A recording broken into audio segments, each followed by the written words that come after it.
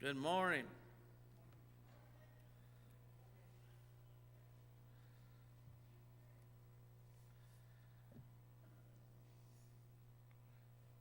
Everyone doing good this morning? About half of us in here soaking, most of the men in here are soaking wet right now. All the women are nice and dry, but most of the men in here are soaking wet right now. So I think me and Brother Hollis got the worst of it. Paul waited till it slacked off a little bit, but anyway, Brother Tyrone waited, but it would come in spurts. When Brother Tyrone come in, it would slow down for a second. As soon as someone get out of their car, it'd start pouring down again. So, but anyway, thank the Lord for the rain. Grady was complaining about his food plot needing fertilizer. I said, it don't need fertilizer, it just needed some water.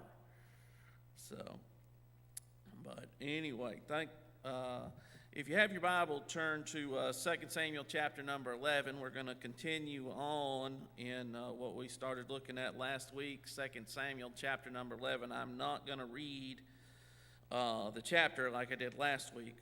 We'll kind of pick up where we left off and read verses as we get to them, because I actually have some other verses that I want us to look at while we're looking at them. And so last week I started out by bringing up where David was lamenting whenever Saul and Jonathan died, and he said, "How are the mighty fallen in the midst of the battle?"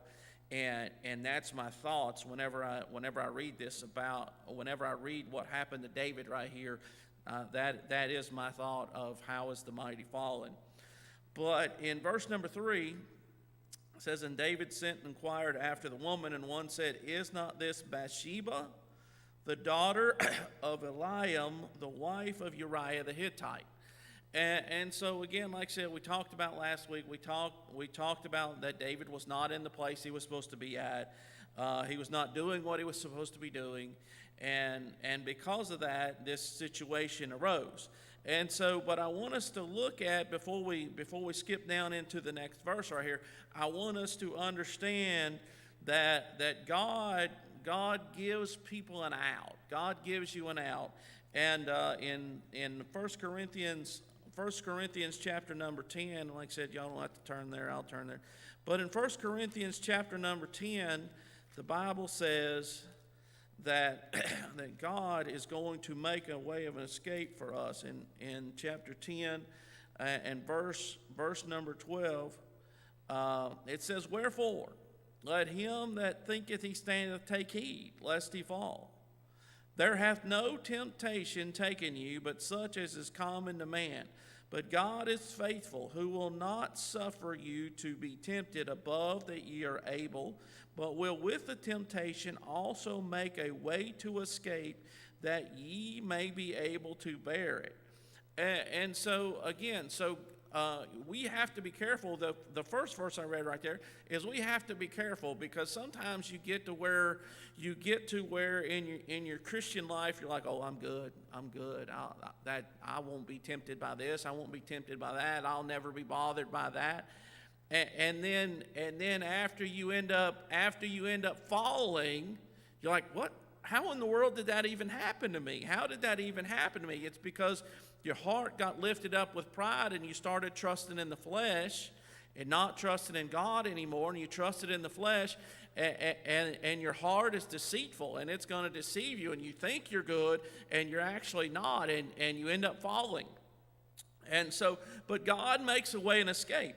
And so in this verse number 3, God is offering David an out right here. Whenever they told him, they said, "Look, this is Bathsheba, the daughter of Eliam, the wife of Uriah the Hittite." Now in 2 Samuel chapter number 23, 2 Samuel chapter number 23, we're going to find out who Eliam is. We already obviously know who Uriah is, but Eliam was also one of David's mighty men. If you look in verse number 34, it says, "Eliaphilet, the son of Ahishai, the son of Maachathite, Eliam, the son of Ahithophel, the Gileonite." And so again, this is going through David's mighty men, and we know that there were 37 there were 37 of them, but one of them was Eliam. And so here is Eliam that they said, hey, is not this Bathsheba the daughter of Eliam? So Eliam was one of David's mighty men, and Uriah the Hittite was also one of David's mighty men. But did you notice in verse number 34, Eliam the son of Ahithophel? Now we know who Ahithophel was. Ahithophel was David's main counselor. He was David's main counselor. And so that's who David went to when he needed counsel. He went to Ahithophel. And so you have to understand that when he was being tempted to commit this sin, it was not just going to be against Uriah. It was not just going to be against her husband. It was not just going to be him and Bathsheba. It was going to be against Uriah. But it was also going to be against Bathsheba's father, Eliam. And then it was also going to be against Ahithophel. So whenever we read later, a few chapters later, after all this transpires, and then Amnon does what he does to Tamar, and then Absalom has Amnon killed, and then Absalom goes away, and then he comes back, and when he comes back, he's back for a little while, and then he tries to become king in place of David. Guess who goes with him? Ahithophel goes with him, Miss Jimmy. Ahithophel goes with him. And I'd always read that. I'm like, why? Why did Ahithophel go with David? And in chapter, I believe it's chapter number 16, the very end of chapter number 16, verse number 23 in chapter 16. And this is talking about Ahithophel, and it says, and the counsel of Ahithophel, which he counseled in those days, was as if a man had inquired at the oracle of God. So was all the counsel of Ahithophel, both with David and with Absalom. So, Brother Tyrone, here is David's counselor. And he is a man that the Bible says the counsel of Ahithophel was as if he spoke to God. He got his counsel directly from God and said, this is what you should do. And that is who David was warned. He was warned by his messengers when they went to inquire who that woman was. He was warned, hey, not only it's not just, hey, this is Bathsheba, but hey, this is Eliam's daughter, this is Ahithophel's granddaughter, and this is the wife of Uriah the Hittite, one of your main soldiers. And so God gives us ways of escape. God sends us messages, and we have to choose whether or not we're going to, proceed into sin, whether we're going to continue on in the lust of the flesh, or whether we're going to say, hey, God just said, hey, that should have been a stop sign. That should have been a stop sign. Obviously, as soon as he said, hey, it's the wife of anyone, it should have been a stop sign.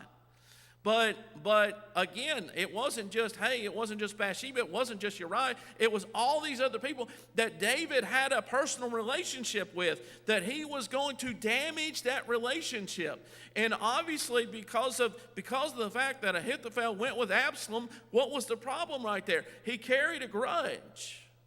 He carried a grudge. He carried a grudge because of what happened.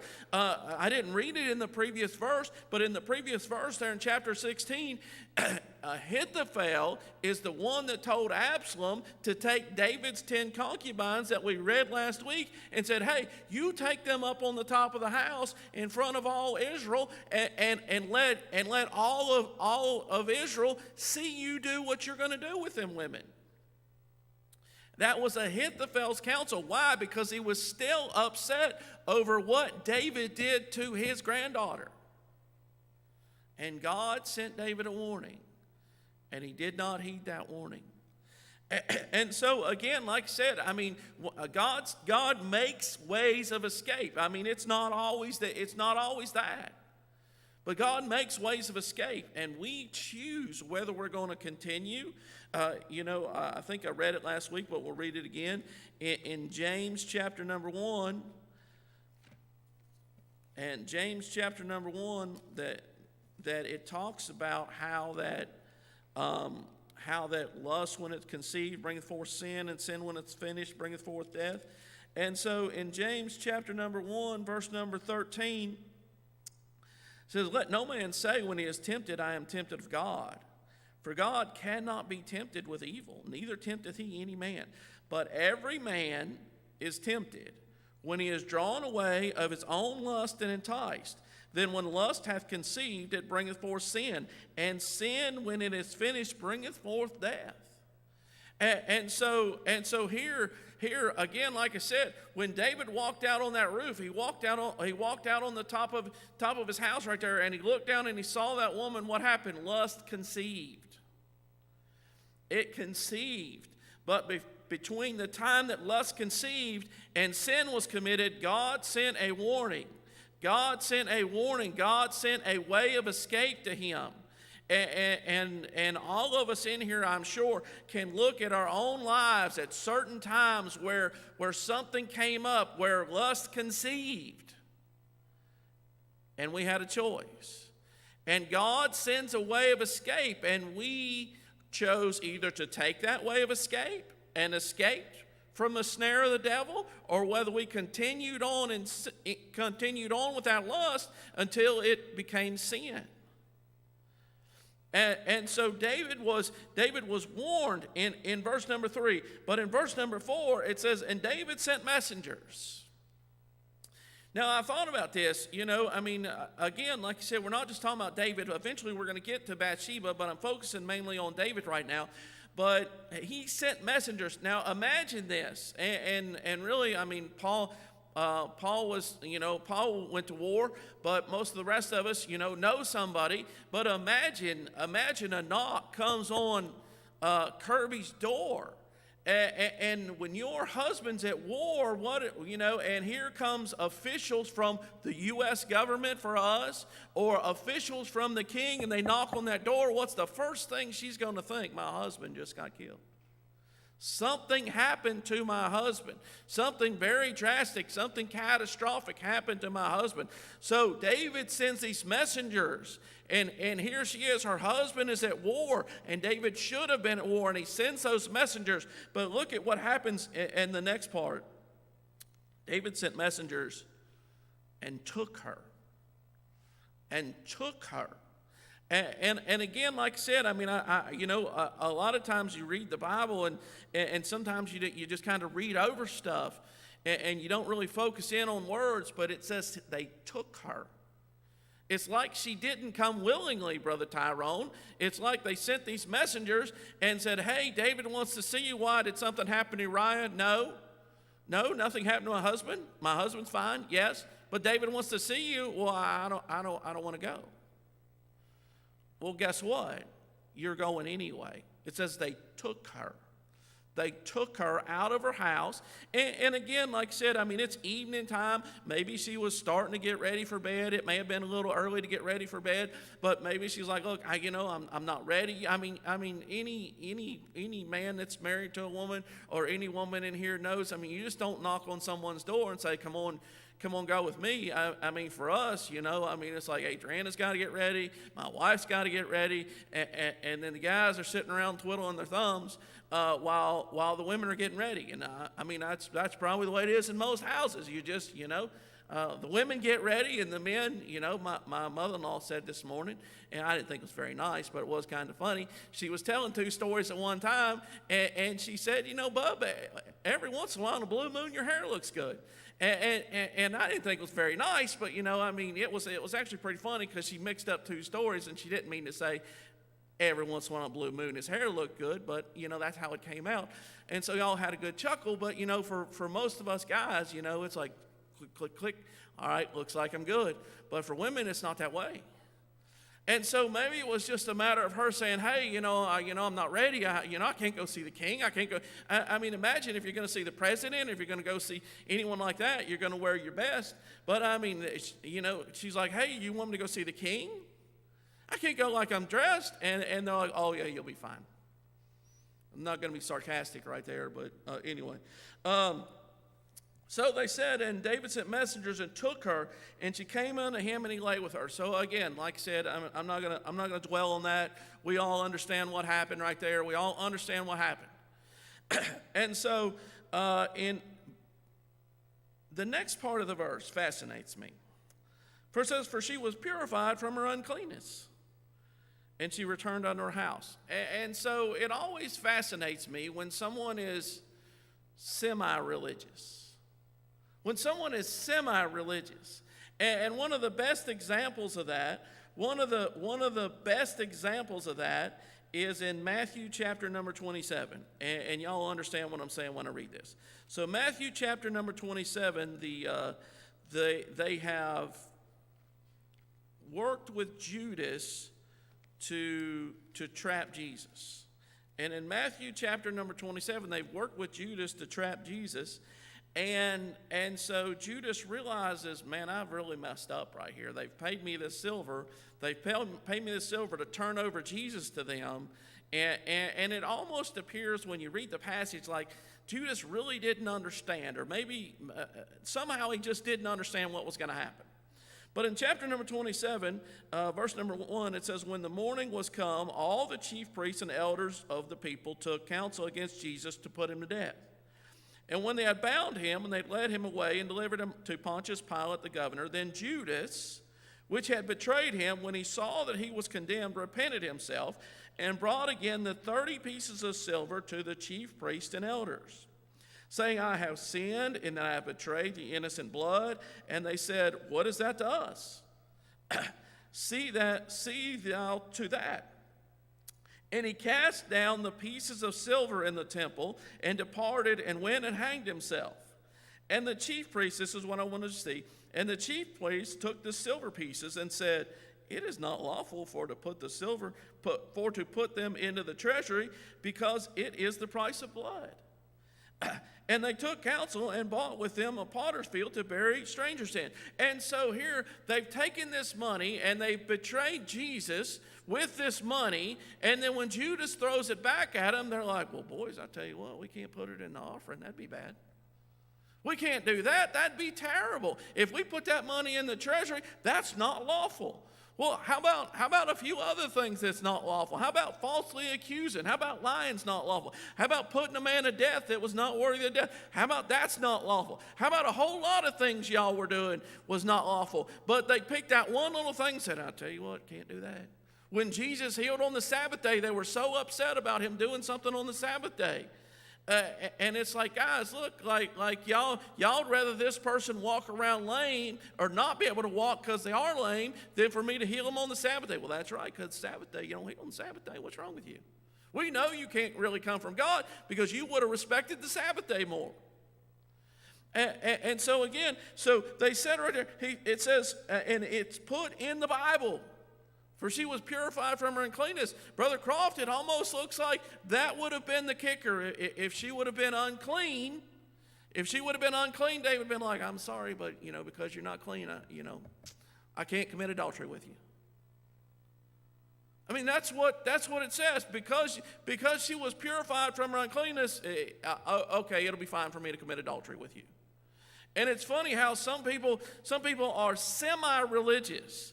They have like certain things that they're like, well, got to be really devoted over here. But yet, he's committing adultery. He's committing adultery, and he's about to commit murder, but he's really worried about whether or not she was clean or not. Just fascinated me. But anyway, in the end of the verse, and it says, "And she returned unto her house." Now he sent messengers and took her. But it almost appears to me, Brother Croft, when he was finished with her, he just said, "You can go now. I'm done with you. You can go now. I'm finished. I don't need you anymore. Have a nice."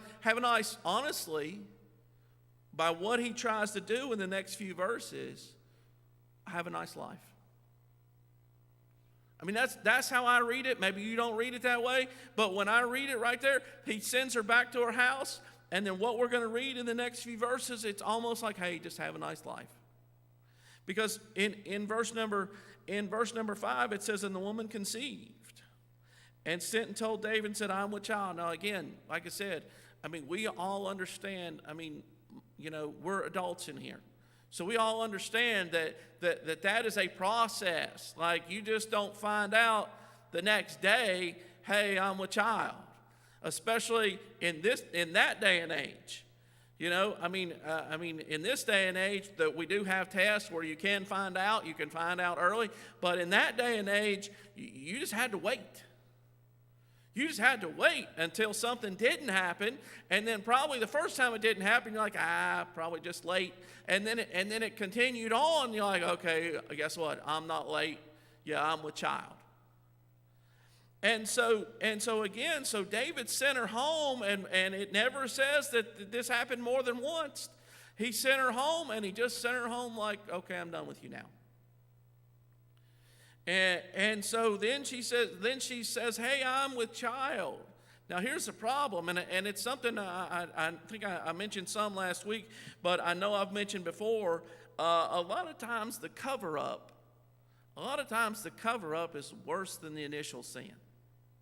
A lot of times the cover-up. It's one of the things I tried to teach my kids. And again, like I said, I know I told y'all last week about about the time where I went to the bar when I was a teenager. I know I told y'all about that, and I may not have finished the point. But my dad just always knew. Like if I did something, my dad knew. One time when I was a teenager, my dad had me a truck, and we were cruising. We were cruising, and I had my buddy with me, and there was this police officer that was trying to help me, I'm sure, but I wasn't listening. And he's like, he told my brother-in-law, he said, I'm gonna bust your brother-in-law one of these days. I'm gonna get him. And so we were cruising, and we took off, and I lit my tires up, and when I lit them up, I looked over, and there he was sitting. And I'm like, oh, man. So we go sneaking around, Brother Croft. We go sneaking around, and I take my truck to my buddy's house, and we get in his car, and we ride in my buddy's car, and we leave my truck at his buddy's house. And we go see my buddy's girlfriend, and then we're riding across the tracks, and we pull up to, and for my wife and them, it's right there at the railroad tracks at Lachlan Restaurant. We come across the railroad tracks, and you're looking at the Manor Home Center right there, and you're looking at it, and we're in my buddy's car, and there goes my truck. I'm like, he's like, was that your truck? And I had my truck was a special truck. There wasn't going to be two trucks anywhere else around like that. I'm like, just take me home. He was like, what? I'm like, just take me home. My dad already found out about it. Already, before we had GPS or anything, already figured out where my truck was. Already went and got my truck and took my truck and was driving my truck. And so I just figured out early on, Miss Jimmy, he was just going to know. He was just going to know, and 9 times out of 10, when he asked the question, he already knew the answer. He was just going to see whether you're going to be honest with him. So the best thing to do was just be honest, Gil. Just say, yeah, this is what happened. Because there wasn't no reason to lie, because if you lied, then you're going to be in trouble for lying, and he hated that more than whatever you did most of the time. And that's one of the things I try to teach my kid. And Grady was probably the hard-headedest of my children. Was sometimes Grady would work his way into a spanking because he was trying to work his way out of a spanking. And it's like, Grady, I wasn't even going to spank you for what you did. We was just going to talk about it. But since you lied about it, the cover-up to me is worse than what you did, so now you're going to get a spanking, and not only am I going to spank you for lying, I'm going to spank you for what you did too. But I wasn't going to before. And so don't cover it up. Just say, look, sorry, Dad, I did it. I broke it. I did this. I was mean to my sister. He wasn't mean to his brother a lot because his brother's older, and so if he was mean, his brother pretty much handled that. And so I had to deal with his brother for being too mean to his little brother. Just stuff that goes on in a family. But I'm like, Grady, listen, I need you to understand when I ask you a question, I already know the answer. And the next time we do it, I'll be like, what did I tell you last time? I already know the answer. Well, guess what? I knew the answer. And you lied to me anyway. So now you're in trouble again for lying. He finally got it. He's pretty good now. But you understand, a lot of times the cover-up, Gil, is worse than the sin.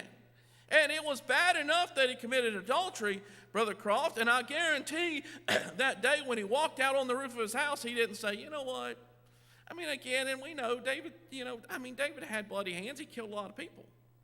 I mean, he killed Goliath. I mean, and it's a great story that, we teach our kids. But it's different. There's a difference when you fight in war and when you murder. There's a difference.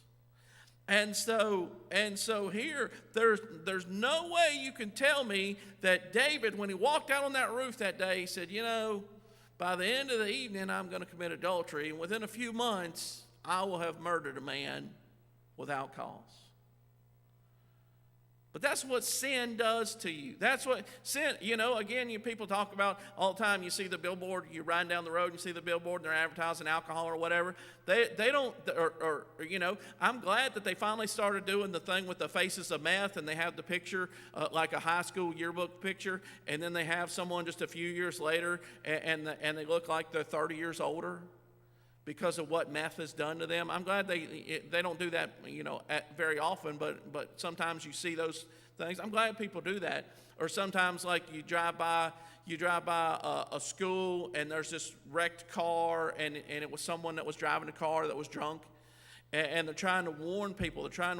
But sin never sends you that warning. It doesn't say, hey, guess what? By the end of the day, you're going to be an adulterer. By the end of a few months from now, you're going to be a murderer. It doesn't do that. It just says, hey, here's a beer bottle. There's a beautiful woman. If you drink this beer, you'll be able to be with this beautiful woman. And it's just not true.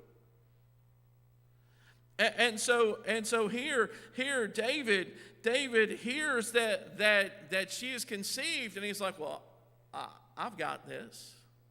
And Brother Tyrone, again, you get yourself in this bind where you're in this bind. It's like, well, can I go to God with this and say, God, I'm in a mess. Can you get me out of this? Because he hasn't acknowledged his sin to God. And you get yourself in this bind. And again, I had it written down somewhere. But again, he can't go to, who's his counselor? It's Ahithophel. Can he go to Ahithophel and say, hey, by the way, I committed adultery with your granddaughter. What do you think I ought to do about it? You can't. Can he go to the prophet? Can he go to Nathan and say, hey, Nathan, I'm really in trouble here. Kind of got myself in a little jam here. What do you think I ought to do about it? He can't go to Nathan. And so every person that he can go to, he can't go to. Why? And sin does that to you. It backs you into a corner. It backs you into the corner, and all the people that you could trust to help you out, sin says, you don't want them to find out what you did. You don't want them to find out what you did. If they find out what you did, they're never going to talk to you again. If they find out what you did, they're going to be furious at you. If they find out what you did, they're going to tell you need to get saved. If they find out what you did, they're going to go tell everybody. And you're backed in a corner, and you're backed in a corner all by yourself, and you're like, what am I going to do now?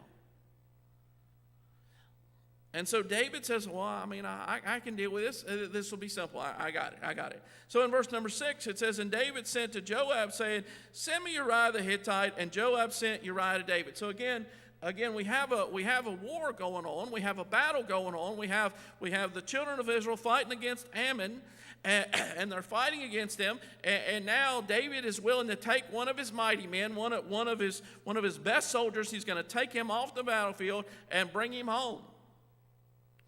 Verse number 7 says, when Uriah was come unto him, David demanded of him how Joab did and how the people did and how the war prospered. I mean, and again, when I read my Bible, like I get into the story. Like I get into the story, and I can see myself there, Brother Croft, and I visualize myself there, and imagine here is the man that committed adultery with this man's wife, and he brings him up there, and now he's asking him these questions, and he doesn't care anything about the battle. He doesn't care anything about the battle. He doesn't care anything how Joab's doing. He doesn't care anything about how Israel's really doing in the fight. He really only has him there for one reason. He has him there for one reason. And so again, I mean, you can tell when you talk to, most people can, But you can tell when you talk to someone and they're talking to you, but they're really not interested in talking to you. Sometimes you're talking to someone and you're like, they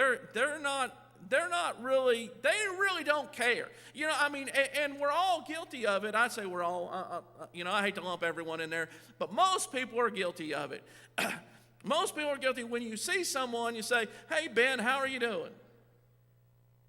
Do you really want to know how Ben's doing? Do you really want to know how they're doing?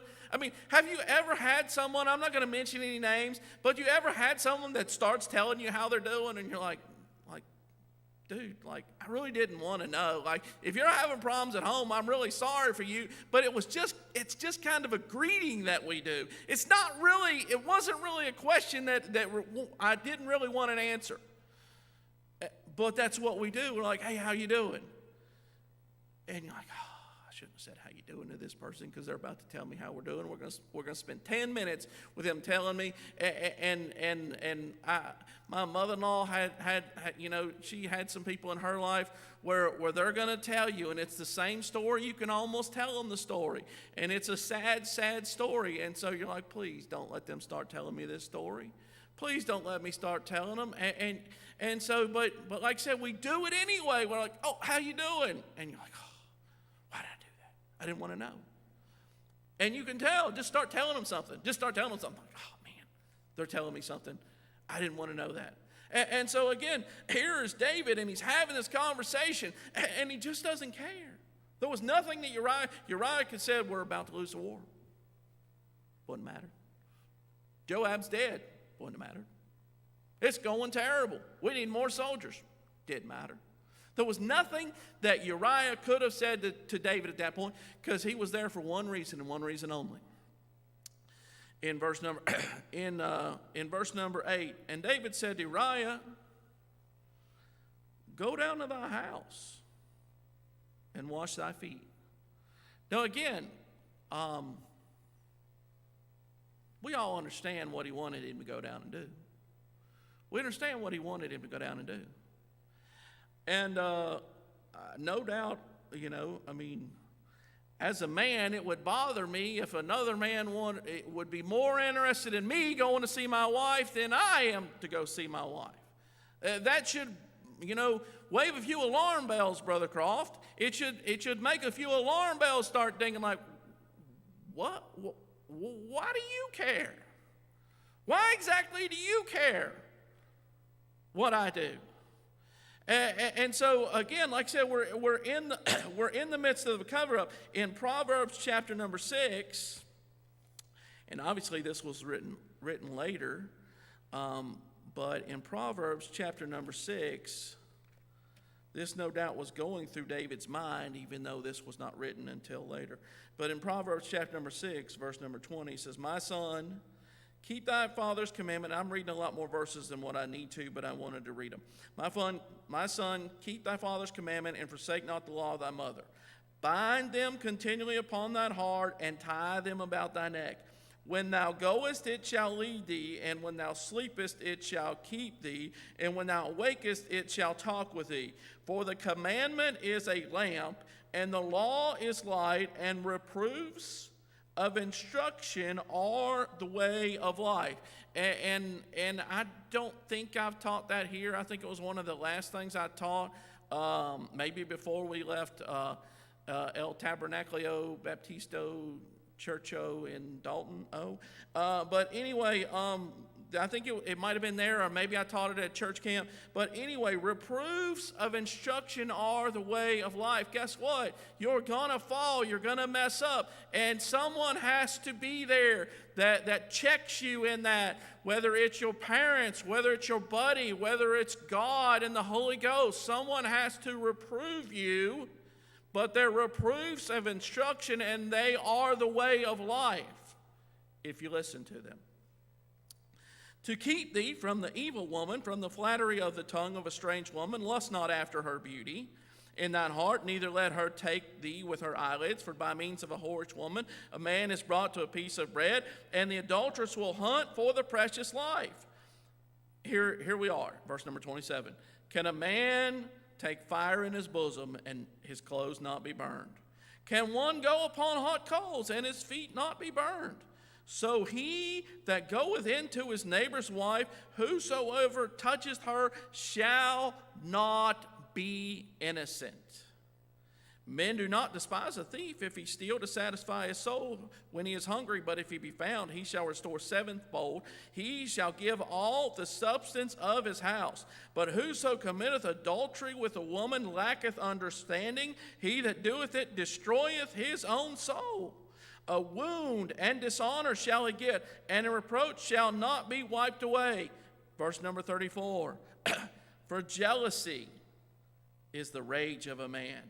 Therefore he will not spare in the day of vengeance. He will not regard any ransom, neither will he rest content, though thou givest many gifts. So here is David, and he's talking to the man that he committed adultery with his wife, and he's trying to cover it up. And David knows at David's age, Uriah can take him out.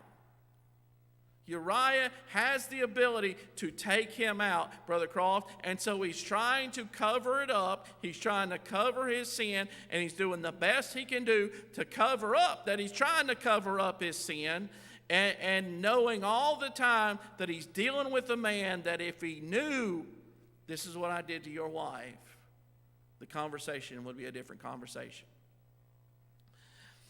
And so David says, he said, go down to your house and wash your feet. And Uriah departed out of the king's house, and there followed him a mess of meat from the king. Now, apparently in Eastern culture, sending that mess of meat was a great honor. It was a great honor when someone in high office, like a king or someone like that, would send that mess of meat to your house. That was a great honor. And again, like I said, I mean, it was a pretty good plan, Gil. It was a pretty good plan. If you think about it, here's a man, he's been away for a while, he's been at war, and when he comes back home, 99 men out of 100 are going to their house. And obviously, David would have felt sure, hey, if he's like me, I know what he's going to do. He's going to go down to his house. But Uriah was not like him. And honestly, I mean, there are some people in the Bible that just got done wrong. There are some people in the Bible, Miss Jimmy, they just got done wrong. And Uriah was one of those people. I mean, Joseph got done wrong. He got done wrong, but at least eventually, Brother Croft, it kind of turned around for Joseph. It doesn't turn around for Uriah. He never knew what happened. He was never aware of what happened. And he was just done wrong. But so here he goes down, and verse number 9, but Uriah slept at the door of the king's house with all the servants of his lord, and went not down to his house. And so he goes, and Gil, instead of going down to his house, he just goes out there with the rest of the servants and just lays down. And so in verse number 10, it says, when they told David, saying, Uriah went not down unto thy house, David said unto Uriah, camest thou not from thy journey? Why then didst thou not go down to thine house? And so here it is again, like I said, when some other man is more concerned about what you're doing with your wife than you are, there's something wrong right there. There's something wrong. And so David does it again. He's like, hey, you came from a long journey, don't you? I mean, surely to goodness you would have wanted to go down there. And so again, we're in this cover-up stage, and this cover-up is not going as it's supposed to. Brother Croft, it's not going as supposed to. And again, I mean, if you think about whenever sin traps you, it traps you. And it pulls you in. I thought about like a paper shredder, or we were talking about my father-in-law checking that ice machine at the camp, Miss Jimmy, all them years ago, and he stuck his finger down in there to see if that thing was moving, and it sucked his finger in and pulled the end of his finger off, and that doctor just kind of flapped the skin over it, and he had that old ugly short finger. But that's what sin does. If paper shredder, as long as you keep that paper out of them teeth, you're fine. But as soon as that paper starts getting in them teeth, that you don't have to push it through. It's going to pull it through. And sin, once it gets a hold of you, it starts pulling you, and you get deeper and deeper and deeper into it, and the further into it you get, the worse it becomes. And so here is David. He's in the midst of his cover-up. And like I mentioned a few minutes ago, who could he go to? Who could he go to and say, hey, I'm in trouble?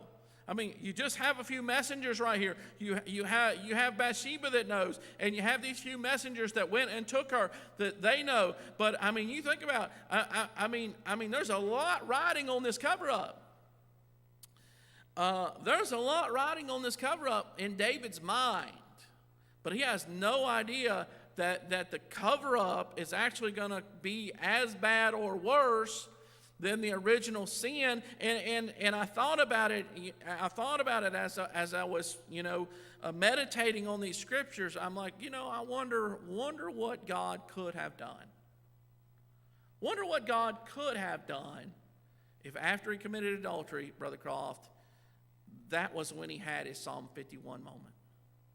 If after he committed it, and he went back and he said, God, why? Why did I do that? Why did I let myself fall? Why did I let myself stumble? Please forgive me. Please, create a clean heart in me. Renew a right spirit within me. What could God have done? God cleans up a lot of messes. God can clean up a lot of messes that we create if we just confess and forsake. I had it written down somewhere. I got it written down. Maybe it's on the other page right here. But when you try and cover your sin, Proverbs says you're not going to prosper. If you try and cover what's going on in your life, if you're like, hey, I'm just going to keep covering this and no one's going to know, guess what? God's going to uncover it and people are going to know. God's going to peel it back and someone's going to find out. But when you confess and forsake, that's when God can help you. And I wonder, what could God have done? We don't know. We're not, we don't know. But what could God have done had David been tender-hearted and not hard-hearted? Had he been tender-hearted and said, I really made a mistake right here. I just let something get out of hand that shouldn't have happened. But because he tried to cover it, the cover-up, he continued down that path of sin, that path to death. And so he said, verse number 10, and when they had told David, saying, Uriah went not down to his house, David said unto Uriah, camest thou not from thy journey? Why then didst thou not go down to thy house? And Uriah said unto him, said unto David, the ark and Israel and Judah abide in tents, and my lord Joab and the servants of my Lord are encamped in the open fields.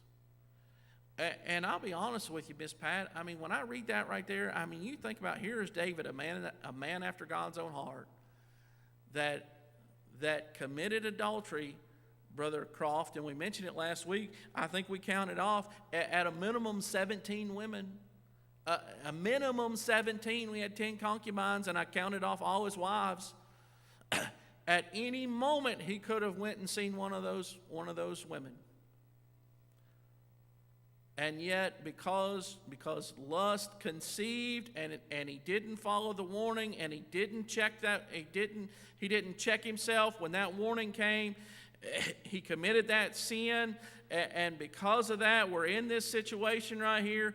But here's a man that had went to war, had been away from his wife for who knows how long, and yet he's still so dedicated to the cause and his friends that he said, I can't go down there. I can't go see my wife. I mean, the ark. And again, I'm pretty sure I mentioned it, but he was a Hittite. He wasn't even a Jew. He was not even a Jew. He was a Hittite. Now, maybe he converted, but originally, he was not a Jew. But yet he's like, the first thing he mentioned was, how could I do this against God, the ark? He said, how can I do this against God? The symbol that all Israel and Judah recognized that was so sacred to them was the ark. And he said, hey, the ark, I can't go down and see my wife. I can't go see my wife at this time. How could I even think about this? I mean, imagine while this conversation's going on, and here's David, and every time Uriah speaks, it had to be just like a dagger to David's heart. It had to be just a dagger to his heart, that every time Uriah said something, David said, why didn't I think of that? Why didn't I think about the ark? Why didn't I think about all those men down in tents? All those men down in tents fighting for the nation of Israel. And here I am up at my house with 17, at a minimum, 17 women that I could have went and seen. And yet I allowed my heart to get full of lust and said, no, I need one more. Why didn't I think of that? What about my Lord Joab? He's down there. Well, why didn't I think about Joab? Again, like I said, every time Uriah spoke, it had to be just a dagger to David's heart. That, man, here's this man, and there's nothing worse. Every man in here has pride. Every man in here has pride. And there's nothing worse than looking at a man across the table from you and saying, that man right there is a better man than I am. You don't want to do it. You don't want to do it. Whether it's arm wrestling, whether it's push-ups, whether it's anything, whether he can drive a nail in 2 swings and you have to hit it with 3, whatever it is. Whether it's toting wood for you construction guys, whatever it is, you're like, man, I don't want them to outdo me. But here's David, and he's sitting across, and he's sitting up on a throne, and he's looking into the face of a man that was a better man than he was. And he had to live with that. We'll stop right there.